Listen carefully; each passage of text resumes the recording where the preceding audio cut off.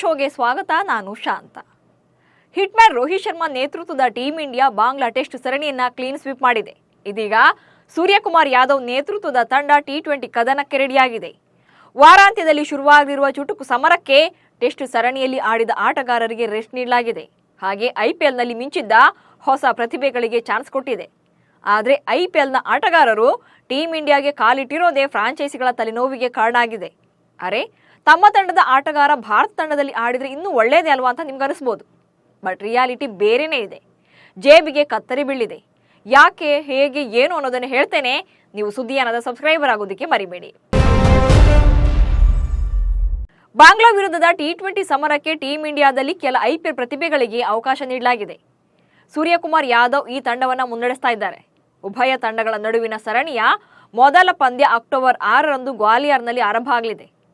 ಒಂದ್ ಕಡೆ ಭಾರತ ಬಾಂಗ್ಲಾ ಸರಣಿಗಳ ನಡುವೆಯೇ ಬಿಸಿಸಿಐ ಮುಂದಿನ ಐಪಿಎಲ್ಗೆ ರೀಟೇನ್ ನಿಯಮಗಳನ್ನು ಬಿಡುಗಡೆ ಮಾಡಿದೆ. ಕೆಲವು ಹೊಸ ನಿಯಮಗಳನ್ನು ಕೂಡ ಜಾರಿಗೆ ತಂದಿರೋದ್ರಿಂದ ಕೆಲ ಫ್ರಾಂಚೈಸಿಗಳಿಗೆ ಈ ಸರಣಿ ತಲೆಬಿಸಿ ತಂದಿಟ್ಟಿದೆ. ಟೀಂ ಇಂಡಿಯಾ ಮ್ಯಾಚ್ಗೂ ಐಪಿಎಲ್ ಹರಾಜು ಪ್ರಕ್ರಿಯೆಗೂ ಏನ್ ಸಂಬಂಧ ಅಂತ ನಿಮ್ಗೆ ಅನಿಸ್ಬೋದು. ಬಟ್ ಹರಾಜು ವೇಳೆ ಫ್ರಾಂಚೈಸಿಗಳ ಪರ್ಸ್ಗೆ ಕತ್ತರಿ ಬೀಳಿದೆ. ಹೇಗೆ ಅನ್ನೋದನ್ನ ಹೇಳ್ತೇನೆ ನೋಡಿ. ಬಾಂಗ್ಲಾ ವಿರುದ್ಧದ ಟಿ20 ಸರಣಿಗೆ ಭಾರತ ತಂಡದಲ್ಲಿ 15 ಸದಸ್ಯರನ್ನ ಪ್ರಕಟ ಮಾಡಲಾಗಿದೆ. ತಂಡದಲ್ಲಿ ನಿತೀಶ್ ಕುಮಾರ್ ರೆಡ್ಡಿ, ಮಯಾಂಕ್ ಯಾದವ್ ಹಾಗೆ ಹರ್ಷಿತ್ ರಾಣಾ ಸ್ಥಾನ ಪಡ್ಕೊಂಡಿದ್ದಾರೆ. ಬಿಸಿಸಿಐನ ರೂಲ್ಸ್ ಪ್ರಕಾರ ಇವರೆಲ್ಲರೂ ಕೂಡ ಈಗ ಅನ್ಕ್ಯಾಪ್ಡ್ ಆಟಗಾರರಾಗಿದ್ದಾರೆ. ಒಂದ್ ವೇಳೆ ಈ ಮೂವರು ಬಾಂಗ್ಲಾ ವಿರುದ್ಧದ ಪಂದ್ಯಕ್ಕೆ ಪ್ಲೇಯಿಂಗ್ 11ಗೆ ಚಾನ್ಸ್ ಪಡೆದ್ರೆ Sunrisers Hyderabad, Lucknow Super Giants ಮತ್ತು ಕೋಲ್ಕತ್ತಾ ನೈಟ್ ರೈಡರ್ಸ್ ತಂಡಗಳ ಜೇಬಿಗೆ ಕತ್ತರಿ ಬೀಳಿದೆ. ಅದು ಹೇಗೆ ಅಂದ್ರೆ, ನಿತೀಶ್ ಕುಮಾರ್ ರೆಡ್ಡಿ ಅವರನ್ನ SRH, ಮಯಾಂಕ್ ಅವರನ್ನ ಲಕ್ನೋ ಮತ್ತು ಹರ್ಷಿತ್ ರಾಣಾ ಅವರನ್ನ KKR ಅನ್ಕ್ಯಾಪ್ಡ್ ಆಟಗಾರನಾಗಿ ಉಳಿಸಿಕೊಳ್ಳುವ ಸಾಧ್ಯತೆ ಇದೆ. ಈ ವೇಳೆ ಮೂವರು ಆಟಗಾರರಿಗೆ ಅವರ ಫ್ರಾಂಚೈಸಿಗಳು ಕೇವಲ 4 ಕೋಟಿ ರೂಪಾಯಿಯನ್ನ ಕೊಟ್ಟರೆ ಸಾಕು. ಆದರೆ ಈ ಪ್ಲೇಯರ್ಸ್ ಏನಾದರೂ ಟೀಂ ಇಂಡಿಯಾ ಪರ ಪ್ಲೇಯಿಂಗ್ 11ನಲ್ಲಿ ಸ್ಥಾನ ಪಡ್ಕೊಂಡ್ರೆ ರೀಟೇನ್ ನಿಯಮದ ಪ್ರಕಾರ ಕನಿಷ್ಠ 11 ಕೋಟಿ ರೂಪಾಯಿ ಆದರೂ ಕೂಡ ಕೊಡಲೇಬೇಕು. ಆನಂತರ ಅವರನ್ನ ತಂಡದಲ್ಲಿ ಉಳಿಸಿಕೊಳ್ಳಬಹುದು. ಇಲ್ಲದಿದ್ರೆ ಹರಾಜಿನಲ್ಲಿ RTM ಕಾರ್ಡ್ ಮೂಲಕ ಖರೀದಿ ಮಾಡಬೇಕು. ಈ ಎರಡೂ ಪ್ರಕ್ರಿಯೆಗಳು ಫ್ರಾಂಚೈಸಿಗಳ ಪರ್ಸನ್ನ ಖಾಲಿ ಮಾಡ್ತವೆ. ಫ್ರಾಂಚೈಸಿಗಳು ಐಪಿಎಲ್ ಆಯೋಜಕರಿಗೆ ರೀಟೇನ್ ಪಟ್ಟಿಯನ್ನು ಸಲ್ಲಿಸೋಕೆ ಅಕ್ಟೋಬರ್ 31ರವರೆಗೆ ಅವಕಾಶ ಇದೆ. ಆದರೆ ಇದಕ್ಕೂ ಮುನ್ನ ಟೀಂ ಇಂಡಿಯಾ ಬಾಂಗ್ಲಾದೇಶ ವಿರುದ್ಧ ಹಾಗೆ ಟಿ20 ನ್ಯೂಜಿಲೆಂಡ್ ವಿರುದ್ಧ ಟೆಸ್ಟ್ ಸರಣಿ ಆಡಲಿದೆ. ನಿತೀಶ್ ಕುಮಾರ್ ರೆಡ್ಡಿ ಹಾಗೆ ಹರ್ಷಿತ್ ರಾಣಾ ಮತ್ತು ಮಯಾಂಕ್ ಟೆಸ್ಟ್ ತಂಡದಲ್ಲಿ ಸ್ಥಾನ ಪಡೆಯೋದು ಅಸಾಧ್ಯ. ಆದರೆ ಬಾಂಗ್ಲಾದೇಶ ವಿರುದ್ಧದ ಟಿ20 ಸರಣಿಯಲ್ಲಿ ಅಂತಿಮ ತಂಡದಲ್ಲಿ ಸ್ಥಾನ ಪಡೆದ್ರೆ ಕಣಕ್ಕಿಳಿಯೋ ಸಾಧ್ಯತೆ ಹೆಚ್ಚಿದೆ. ಅಕ್ಟೋಬರ್ 31ರೊಳಗೆ ಈ ಮೂವರು ಆಟಗಾರರು ಭಾರತ ತಂಡದ ಪರ ಪದಾರ್ಪಣೆ ಮಾಡಿದ್ರೆ ಅವರನ್ನ ಕ್ಯಾಪ್ಡ್ ಪ್ಲೇಯರ್ಗಳಂತ ಪರಿಗಣನೆ ಮಾಡಬೇಕು.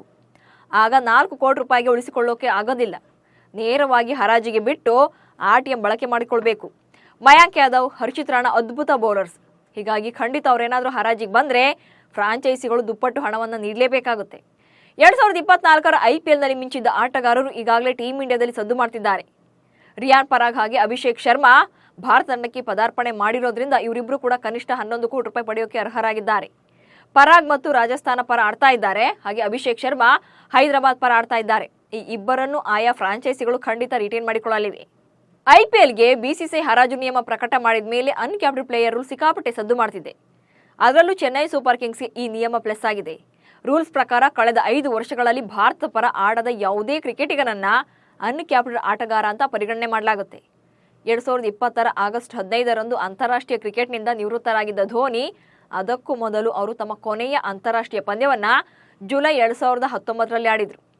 ಹೀಗಾಗಿ ಧೋನಿ ಮುಂದಿನ ಸೀಸನ್ ಐಪಿಎಲ್ ಆಡಬೇಕು ಅಂದ್ರೆ ಬಿಸಿಸಿಐ ನಿಯಮದಂತೆ 4 ಕೋಟಿ ರೂಪಾಯಿ ಸಂಭಾವನೆ ಪಡೆದು ಅನ್ಕ್ಯಾಪ್ಡ್ ಪ್ಲೇಯರ್ ಆಗಿ ಕಣಕ್ಕಿಳಿಬೇಕು. ಬಟ್ ಕೊಹ್ಲಿ ನೆಕ್ಸ್ಟ್ ಸೀಸನ್ ಆಡ್ತಾರಾ ಇಲ್ವೋ ಅನ್ನೋ ಪ್ರಶ್ನೆ CSK ಫ್ರಾಂಚೈಸಿ ಮಾಲೀಕ ಸ್ಫೋಟಕ ಮಾಹಿತಿ ನೀಡಿದ್ದಾರೆ. ಅದೇನು ಅನ್ನೋದನ್ನ ಹೇಳ್ತೇನೆ ನೋಡಿ. ಬಿಸಿಸಿಐ ರಿಲೀಸ್ ಮಾಡಿರುವ ಅನ್ಕ್ಯಾಪ್ಡ್ ಪ್ಲೇಯರ್ ರೂಲ್ಸ್ನಿಂದ ಧೋನಿ ಹೆಸರು ಸಿಕ್ಕಾಪಟ್ಟೆ ಟ್ರೆಂಡಿಂಗ್ನಲ್ಲಿದೆ. ಈ ನಿಯಮ ಚೆನ್ನೈ ಸೂಪರ್ ಕಿಂಗ್ಸ್ ಪಾಲಿಗೆ ವರದಾನ ಎನ್ನಲಾಗ್ತಿತ್ತು. 5+1 ರಿಟೈನ್ನಿಂದಾಗಿ MS ಧೋನಿ ಮುಂದಿನ ಸೀಸನ್ ಆಡೋದು ಕನ್ಫರ್ಮ್ ಅನ್ನೋ ಮಾತುಗಳು ಕೂಡ ಕೇಳಿಬಂದಿತ್ತು. ಧೋನಿ ಫ್ಯಾನ್ಸ್ ಕೂಡ ಖುಷಿಯಲ್ಲಿದ್ರು. ಬಟ್ ಈಗ ಅಭಿಮಾನಿಗಳೇ ಶಾಕ್ ಆಗುವಂತ ಸುದ್ದಿ ಹೊರಬಿದ್ದಿದೆ. ಚೆನ್ನೈ ಕ್ಯಾಂಪ್ನಲ್ಲಿ ಕೂಡ ಧೋನಿಯ ಬಗ್ಗೆ ಫೈನಲ್ ಡಿಸಿಷನ್ ಕೂಡ ತಗೊಳಕ್ಕಾಗ್ತಾ ಇಲ್ಲ. CSKಯ CEO ಕಾಶಿ ವಿಶ್ವನಾಥನ್ ಈ ಬಗ್ಗೆ ಇನ್ನೂ ಕೂಡ ಕ್ಲಾರಿಟಿ ಕೊಟ್ಟಿಲ್ಲ. ಧೋನಿ ರಿಟೈನ್ ಬಗ್ಗೆ ಈಗಲೇ ಏನನ್ನ ಹೇಳೋಕೆ ಸಾಧ್ಯವಿಲ್ಲ ಎಂದಿರುವ ವಿಶ್ವನಾಥನ್, ನಾವು ಧೋನಿಗೆ ಆ ನಿಯಮ ಬಳಸದೇ ಇರಬಹುದು. ಈ ವಿಚಾರವಾಗಿ ನಾವು ಅವರೊಂದಿಗೆ ಚರ್ಚೆಯನ್ನು ಕೂಡ ಮಾಡಿಲ್ಲ. ಧೋನಿ ಅಮೆರಿಕ ಪ್ರವಾಸದಿಂದ ಈಗಷ್ಟೇ ಬಂದಿದ್ದಾರೆ. ಹೀಗಾಗಿ ಮುಂದಿನ ವಾರದಲ್ಲಿ ಈ ಚರ್ಚೆ ನಡೆಸುವ ಸಾಧ್ಯತೆ ಇದೆ ಎಂದಿದ್ದಾರೆ. ಅಲ್ಲದೆ ಐಪಿಎಲ್ನ ಹೊಸ ರೂಲ್ಸ್ ಜಾರಿಯಾಗಿ 5-6 ದಿನಗಳೇ ಕಳೆದರೂ ಕೂಡ CSK ಫ್ರಾಂಚೈಸಿ ಧೋನಿ ಜೊತೆ ಈ ಕುರಿತು ಮಾತಾಡಿಲ್ಲ. ಅನ್ಕ್ಯಾಪ್ಡ್ ರೂಲ್ಸ್ ಬಳಸಲ್ಲ ಎಂದಿರುವ ವಿಶ್ವನಾಥನ್ ನಡೆ ಕುತೂಹಲಕ್ಕೆ ಕಾರಣ ಆಗಿದೆ. ಧೋನಿ ಏನಾದರೂ IPLನಲ್ಲಿ ಆಡ್ತಾರೆ ಎಂದು ನಾನು ಭಾವಿಸ್ತೇನೆ. ಧೋನಿ ಅವರೇ ಈ ಬಗ್ಗೆ ಅಂತಿಮ ನಿರ್ಧಾರವನ್ನು ತೆಗೆದುಕೊಳ್ತಾರೆ. ಧೋನಿ IPLನಲ್ಲಿ ಆಡಬೇಕು ಅನ್ನೋ ಆಸೆ ಚೆನ್ನೈ ಫ್ರಾಂಚೈಸ್ಗೂ ಕೂಡ ಇದೆ. ಎಲ್ಲವೂ ಧೋನಿ ನಿರ್ಧಾರದ ಮೇಲೆಯೇ ಇದೆ ಅನ್ನೋ ಮೂಲಕ ಕಾಶಿ ವಿಶ್ವನಾಥನ್ ಮಾತು ಹೇಳಿದ್ದಾರೆ. ಇದೇ ಮಾತು ಹಲವು ಅನುಮಾನಗಳನ್ನು ಕೂಡ ಹುಟ್ಟುಹಾಕಿದೆ. ಒಟ್ಟಿನಲ್ಲಿ ಚೆನ್ನೈನ ಫ್ರಾಂಚೈಸಿಯ ಆಸೆಯಂತೆಯೇ ಹೊಸ ರಿಟೇನ್ ರೂಲ್ಸ್ ಬಂದಿದೆ. ಅನ್ಕ್ಯಾಪ್ಡ್ ಪ್ಲೇಯರ್ ನಿಯಮದಡಿಯಲ್ಲೇ ಧೋನಿಯನ್ನು ಉಳಿಸಿಕೊಳ್ಳಬಹುದಾಗಿದೆ. ಮುಂದಿನ ಸೀಸನ್ ಆಡುವ ನಿರ್ಧಾರ ಧೋನಿಗೆ ಬಿಟ್ಟಿದ್ದು ಎಂದು ಫ್ರಾಂಚೈಸಿ ಹೇಳಿದೆ. ಕಳೆದ 2 ಸೀಸನ್ಗಳಿಂದ ಇಂಜುರಿ ಕೂಡ ಧೋನಿಯನ್ನು ಕಾಡ್ತಾನೆ ಇದೆ. ಈ ಹಿಂದೆಯೇ ಮಿಸ್ಟರ್ ಕೂಲ್ ಮಾಹಿ ಅಭಿಮಾನಿಗಳ ಮುಂದೆಯೇ ತನ್ನ ಕೊನೆಯ ಪಂದ್ಯವನ್ನು ಆಡಬೇಕು ಅಂತ ತಮ್ಮ ಆಸೆಯನ್ನು ಹೇಳ್ಕೊಂಡಿದ್ರು. ಹೀಗಾಗಿ ಫ್ಯಾನ್ಸ್ಗೆ ಗುಡ್ ನ್ಯೂಸ್ ನೀಡ್ತಾರೆ ಅನ್ನೋದು ಎಲ್ಲರ ಲೆಕ್ಕಾಚಾರ. ಇದು ನಿಜವೇ ಆದರೆ 2025ರ IPLನಲ್ಲಿ ಧೋನಿ ಮತ್ತೊಮ್ಮೆ ಆಡೋದು ಪಕ್ಕ. ವಿಶ್ವವಿಖ್ಯಾತ ಮೈಸೂರು ದಸರಾ ಹಬ್ಬಕ್ಕೆ ಇಂದು ಅರಮನೆ ನಗರಿ ಮೈಸೂರಿನಲ್ಲಿ ವೈಭವದ ಚಾಲನೆ ಸಿಕ್ಕಿದೆ. ಮೈಸೂರು ದಸರಾದ ಉದ್ಘಾಟಕರಾದ ಹಿರಿಯ ಸಾಹಿತಿ ಹಂಪ ನಾಗರಾಜಯ್ಯ ಅವರು ಮಹಿಷಮರ್ದಿನಿ ಪ್ರತಿಮೆಗೆ ಪುಷ್ಪಾರ್ಚನೆ ಮಾಡುವ ಮೂಲಕ ನಾಡ ಹಬ್ಬಕ್ಕೆ ಚಾಲನೆ ನೀಡಿದರು. ಕಾರ್ಯಕ್ರಮದಲ್ಲಿ ಮಾತನಾಡಿದ ಸಿದ್ದು ಮತ್ತೊಮ್ಮೆ ಆತ್ಮಸಾಕ್ಷಿಯ ಬಗ್ಗೆ ಮಾತನಾಡಿದರು. ಆತ್ಮಸಾಕ್ಷಿಗೆ ಅನುಗುಣವಾಗಿ ನಾವು ನಡೆದುಕೊಳ್ತಾ ಇದ್ದೇವೆ. ಎಲ್ಲ ನ್ಯಾಯಾಲಯಗಳಿಗಿಂತೂ ಕೂಡ ಆತ್ಮಸಾಕ್ಷಿಯ ನ್ಯಾಯಾಲಯ ದೊಡ್ಡದು ಎಂದರು. ಹಾಗೆ ಮುಡಾ ಹಗರಣದಲ್ಲಿ ಸಿಎಂ ಸಿದ್ದರಾಮಯ್ಯ ರಾಜೀನಾಮೆಗೆ ಆಗ್ರಹಿಸ್ತಾ ಇರುವ ಬಿಜೆಪಿ ಮತ್ತು ಜೆಡಿಎಸ್ ನಾಯಕರಿಗೆ ಜೆಡಿಎಸ್ ಶಾಸಕ GT ದೇವೇಗೌಡ ಮೈಸೂರು ದಸರಾ ವೇದಿಕೆಯಲ್ಲೇ ಟಾಂಗ್ ನೀಡಿದ್ದಾರೆ. ಕುಮಾರಸ್ವಾಮಿ ರಾಜೀನಾಮೆ ಕೊಡ್ತಾರಾ? ಸಿದ್ದರಾಮಯ್ಯ ಯಾಕೆ ಕೊಡಬೇಕು ಎಂದು ಪ್ರಶ್ನಿಸಿದ್ದಾರೆ.